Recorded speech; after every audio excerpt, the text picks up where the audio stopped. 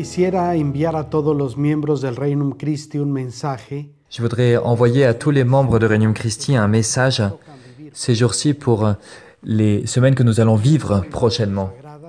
Je pense aux consacrés, hommes et femmes, je pense aux légionnaires du Christ, mais je pense surtout avec beaucoup d'affection à tous les laïcs de Regnum Christi.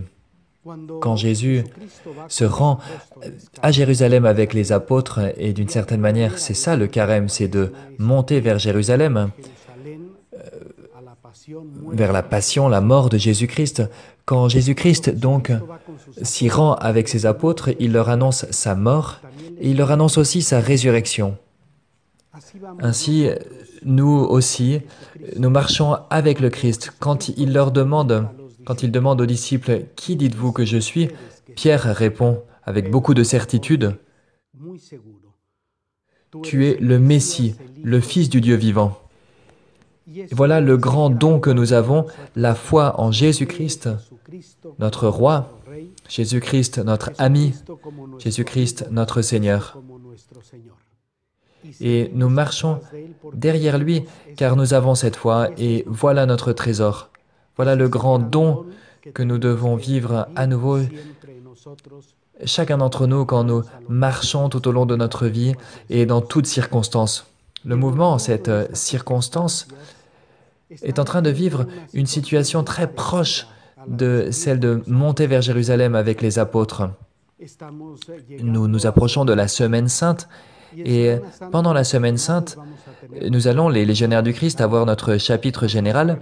Les consacrés femmes vont avoir leur assemblée générale, et juste après, dans la première semaine de Pâques, nous allons commencer l'assemblée générale de Regnum Christi.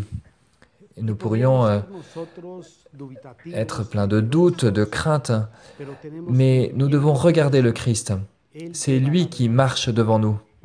Quand les apôtres arrivent avec Jésus à Jérusalem, à la dernière scène, dans ces derniers mots de Jésus avant de souffrir, il essaye de les convaincre, et il essaye de nous convaincre, nous aussi, qu'il a vaincu le monde. Il nous promet l'Esprit Saint. Il nous promet que son Esprit sera toujours avec nous, qu'il nous guidera. Il nous dira ce que nous devrons faire. Et il fait cela avec tout son amour. Il donne sa vie, il meurt, il ressuscite. Les apôtres retrouvent la confiance quand ils voient Jésus ressusciter, quand ils voient que Jésus ne les a pas trompés, qu'il a été avec eux, même après sa mort.